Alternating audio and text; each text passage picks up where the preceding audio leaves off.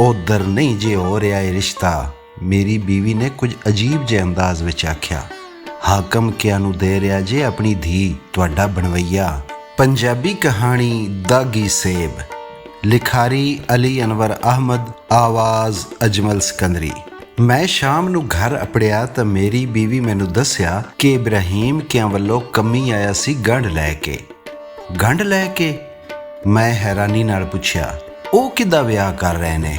ਉਹਨਾਂ ਦੀ ਧੀ ਖਾਲਦਾ ਦਾ ਵਿਆਹ ਏ, ਹਾੜ ਦੀ 4 ਤੇ ਚੰਨ ਦੀ 5 ਨੂੰ।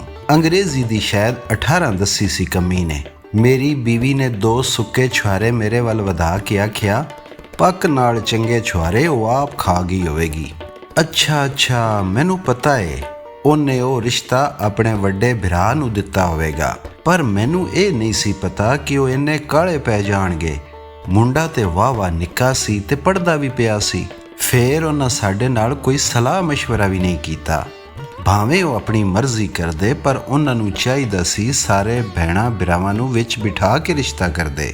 ਉਧਰ ਨਹੀਂ ਜੇ ਹੋ ਰਿਹਾ ਇਹ ਰਿਸ਼ਤਾ। ਮੇਰੀ ਬੀਵੀ ਨੇ ਕੁਝ ਅਜੀਬ ਜਿਹੇ ਅੰਦਾਜ਼ ਵਿੱਚ ਆਖਿਆ। ਹਾਕਮ ਕਿਆ ਨੂੰ ਦੇ ਰਿਹਾ ਜੇ ਆਪਣੀ ਧੀ, ਤੁਹਾਡਾ ਬਣਵਈਆ।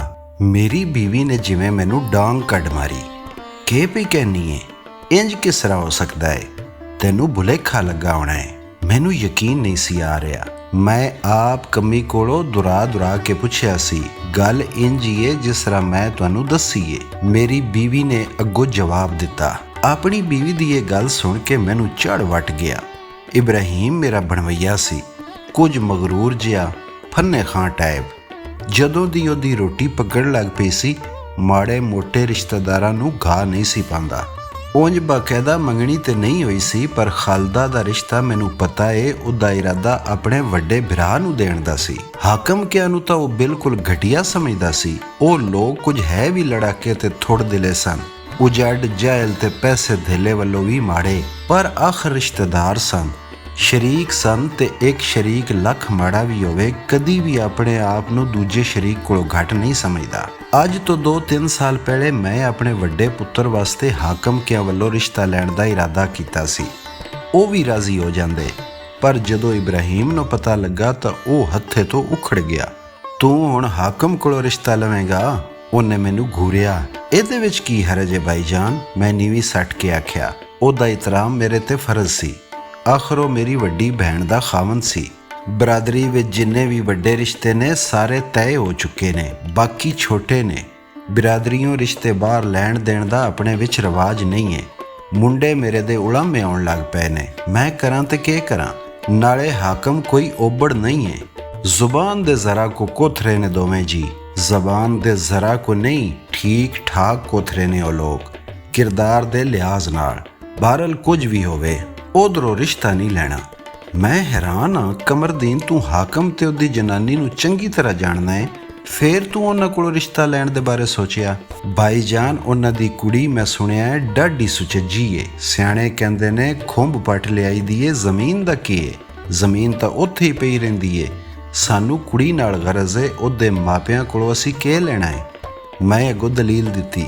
ਇਹ ਕਿਸੇ ਬੇਵਕੂਫ ਸਿਆਣੇ ਦਾ ਖਾਣ ਲੱਗਦਾ ਹੈ ਮੈਨੂੰ। ਇਬਰਾਹੀਮ ਨੇ ਆਪਣੀ ਇਲਮੀਅਤ ਦਾ ਮੁਜ਼ਾਹਰਾ ਕੀਤਾ। ਇਹ ਕਿੰਜ ਹੋ ਸਕਦਾ ਹੈ ਕਿ ਸਾਡਾ ਸਾਰੀ ਉਮਰ ਕੁੜੀ ਨਾਲ ਹੀ ਵਾਹ ਵਾਸਤਾ ਰਵੇ ਤੇ ਉਹਦੇ ਮਾਂ ਪਿਓ ਨਾਲ ਸਾਡਾ ਤਾਲੁਕ ਬਿਲਕੁਲ ਮੁੱਕ ਜਾਵੇ? ਨਾਲੇ ਔਲਾਦ ਵੀ ਆਖਰ ਮਾਂ ਪਿਓ ਤੇ ਹੀ ਜਾਂਦੀ ਏ। ਮੈਂ ਬਹਰਲ ਜ਼ਿਆਦਾ ਗੱਲਾਂ ਨਹੀਂ ਜਾਣਦਾ। ਅਸਾਂ ਉਹਨਾਂ ਕੋਲੋਂ ਬਿਲਕੁਲ ਰਿਸ਼ਤਾ ਨਹੀਂ ਲੈਣਾ, ਗੱਲ ਮੁੱਕ ਗਈ। ਇਬਰਾਹੀਮ ਨੇ ਆਪਣਾ ਫੈਸਲਾ ਸੁਣਾ ਦਿੱਤਾ। ਮੈਂ ਬਹਿਸ ਕਰਨ ਨੂੰ ਕਰ ਸਕਦਾ ਸਾਂ ਤੇ ਕਹਿ ਸਕਦਾ ਸਾਂ ਕਿ ਭਾਈ ਜੀ ਚੰਗਿਆਂ ਵਿੱਚੋਂ ਮੰਦੇ ਤੇ ਮੰਦਿਆਂ ਵਿੱਚੋਂ ਚੰਗੇ, ਪਰ ਜਦੋਂ ਉਹਨੇ ਆਪਣੇ ਵੱਡੇਪਨ ਦਾ ਨਾਜਾਇਜ਼ ਇਸਤੇਮਾਲ ਕਰਦਿਆਂ ਹੋਇਆਂ ਤੇ ਹੁਮਾ ਦਾਵਾ ਰੱਖਦਿਆਂ ਹੋਇਆਂ ਗੱਲ ਹੀ ਮੁਕਾ ਦਿੱਤੀ ਤੇ ਮੈਨੂੰ ਵੀ ਚੁੱਪ ਹੀ ਹੋਣਾ ਪਿਆ। ਅੱਜ ਜਦੋਂ ਮੈਂ ਇਹ ਸੁਣਿਆ ਕਿ ਇਬਰਾਹੀਮ ਉਸੇ ਹਾਕਮ ਦੇ ਪੁੱਤਰ ਨੂੰ ਆਪਣੀ ਧੀ ਰਿਹਾ ਏ, ਜਿਸ ਹਾਕਮ ਦੀ ਧੀ ਦਾ ਰਿਸ਼ਤਾ ਉਹਨੇ ਮੈਨੂੰ ਐਸ ਕਰਕੇ ਨਹੀਂ ਸੀ ਲੈਣ ਦਿੱਤਾ ਕਿ ਉਹ ਘਰ ਚੰਗਾ ਨਹੀਂ ਹੈ, ਸਾਡੇ ਜੋੜ ਦਾ ਨਹੀਂ ਹੈ, ਤਾਂ ਮੈਨੂੰ ਇਬਰਾਹੀਮ ਉੱਤੇ ਡਾਢਾ ਗੁੱਸਾ ਆਇਆ। ਅਜਿਹੀ ਕਿਹੜੀ ਕਿਆਮਤ ਆ ਗਈ ਸੀ ਜੋ ਉਹਨੇ ਉਹਨਾਂ ਲੋਕਾਂ ਨੂੰ ਰਿਸ਼ਤਾ ਦੇ ਦਿੱਤਾ ਸੀ ਜਿਨ੍ਹਾਂ ਨੂੰ ਉਹ ਬਿਲਕੁਲ ਘਟੀਆ ਤੇ ਕਮਤਰ ਸਮਝਦਾ ਸੀ। ਮੇਰੇ ਕੱਪੜੇ ਇਸਤਰੀ ਕਰ ਦੇਵੀਂ, ਮੈਂ ਸਵੇਰੇ ਇਬਰਾਹੀਮ ਹੋਰਾਂ ਵੱਲ ਜਾਵਾਂਗਾ। ਮੈਂ ਆਪਣੀ ਬੀਵੀ ਨੂੰ ਹਦਾਇਤ ਕੀਤੀ। ਮੈਨੂੰ ਭਾਵੇਂ 1-2 ਕੰਮ ਹੈ ਸਨ ਤੇ ਬੱਸ ਦਾ ਸਫ਼ਰ ਵੀ ਮੈਨੂੰ ਚੰਗਾ ਨਹੀਂ ਪੈਂਦਾ, ਪਰ ਸਹੀ ਗੱਲ ਦਾ ਪਤਾ ਕਰਨਾ ਜ਼ਰੂਰੀ ਸੀ। ਇਬਰਾਹੀਮ ਮੈਨੂੰ ਘਰੇ ਹੀ ਮਿਲ ਗਿਆ। ਉਹ ਮੈਨੂੰ ਪਹਿਲੇ ਨਾਲੋਂ ਅੱਧਾ ਲੱਗਾ। ਬੈਠਕ ਵਿੱਚ ਚੁੱਪ-ਚੁੱਪ ਬੈਠਾ ਤੇ ਹੁੱਕਾ ਛਿਕਦਾ ਕੋਈ ਹੋਰ ਹੀ ਇਬਰਾਹੀਮ। ਘਰ ਵਿੱਚ ਬਿਲਕੁਲ ਚੁੱਪ-ਚਾਣ ਸੀ। ਬੜੀ ਡਰੀ ਤੇ ਸਹਿਮੀ ਫਜ਼ਾ ਸੀ, ਜਿਵੇਂ ਕੋਈ ਮਰਗ ਹੋ ਗਈ ਹੋਵੇ ਜਾਂ ਹੋਣ ਵਾਲੀ ਹੋਵੇ। ਮੈਂ ਜਿਹੜਾ ਬੜੇ ਤਾਅ ਵਿੱਚ ਉੱਥੇ ਗਿਆ ਸਾਂ, ਇਸ ਕਿਸਮ ਦਾ ਮਾਹੌਲ ਵੇਖ ਕੇ ਕੁਝ ਢਿੱਲਾ ਪੈ ਗਿਆ। ਭਾਈਜਾਨ, ਤੁਸੀਂ ਵੱਡੇ ਹੋ, ਵੱਡੀ ਥਾਂ ਤੇ ਹੋ, ਪਰ ਫਿਰ ਵੀ ਮੈਂ ਇਹ ਪੁੱਛੇ ਬਗੈਰ ਨਹੀਂ ਰਹਿ ਸਕਦਾ ਕਿ ਤੁਸਾਂ ਉਸ ਹਾਕਮ ਵੱਲ ਆਪਣੀ ਧੀ ਦਾ ਰਿਸ਼ਤਾ ਕਿਉਂ ਦਿੱਤਾ ਜਿੱਧਰੋਂ ਰਿਸ਼ਤਾ ਲੈਣ ਤੋਂ ਤੁਸਾਂ ਰੋਕ ਦਿੱਤਾ ਸੀ। ਕੀ ਗੱਲ ਹੈ ਖਾਲਦਾ, ਤੁਹਾਡੀ ਮਤਰੇਈ ਧੀ ਏ? ਤੇ ਜੇਕਰ ਮਤਰੇਈ ਨਹੀਂ ਸਕੀ ਏ ਤੇ ਫਿਰ ਮੈਨੂੰ ਦੱਸੋ ਕਿ ਅੱਜ ਹਾਕਮ ਕੇ ਕਿਵੇਂ ਚੰਗੇ ਹੋ ਗਏ? ਮੈਂ ਆਖਰ ਪੁੱਛ ਹੀ ਲਿਆ। ਕੁਝ ਨਾ ਪੁੱਛ ਕਮਰਦੀਨ, ਪਤਾ ਨਹੀਂ ਅੱਲਾ ਨੂੰ ਮੇਰਾ ਕਿਹੜਾ ਉੱਚਾ ਬੋਲ ਪਸੰਦ ਨਹੀਂ ਆਇਆ। ਉੱਚਾ ਬੋਲ ਨਾ ਬੋਲੀਏ, ਕਰਤਾਰੋਂ ਡਰੀਏ।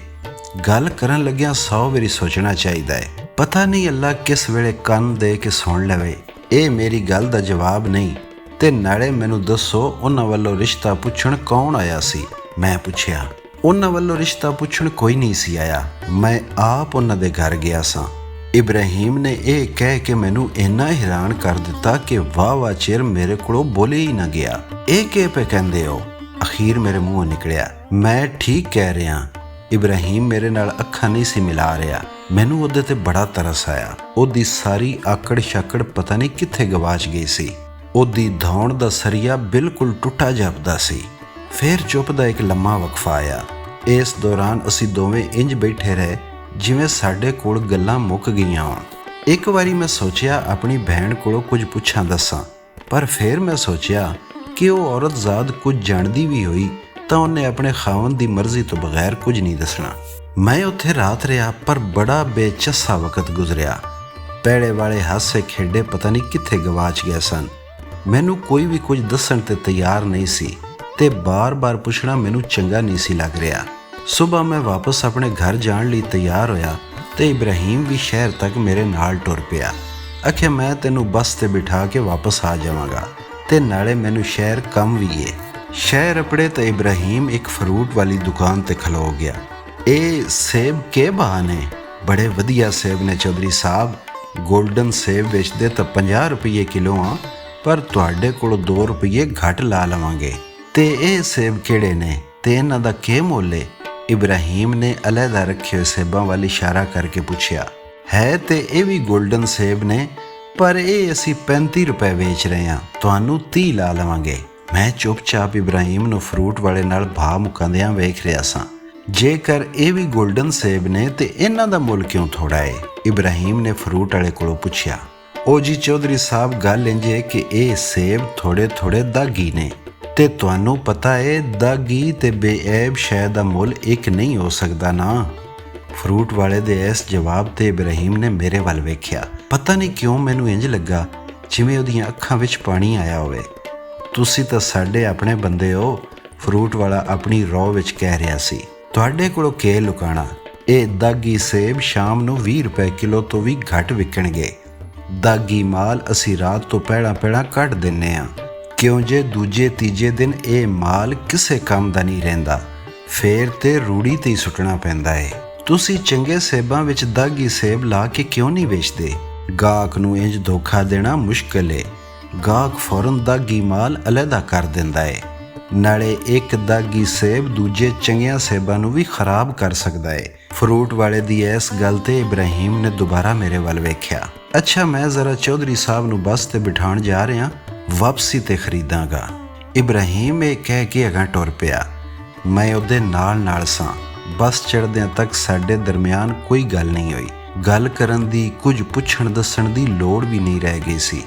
ਮੈਨੂੰ ਪਤਾ ਲੱਗ ਗਿਆ ਸੀ ਇਬਰਾਹੀਮ ਨੇ ਸੇਬ ਖਰੀਦਣ ਦੀ ਗੱਲ ਕਰਕੇ ਮੈਨੂੰ ਕੀ ਸਮਝਾਉਣ ਦੀ ਕੋਸ਼ਿਸ਼ ਕੀਤੀ ਸੀ।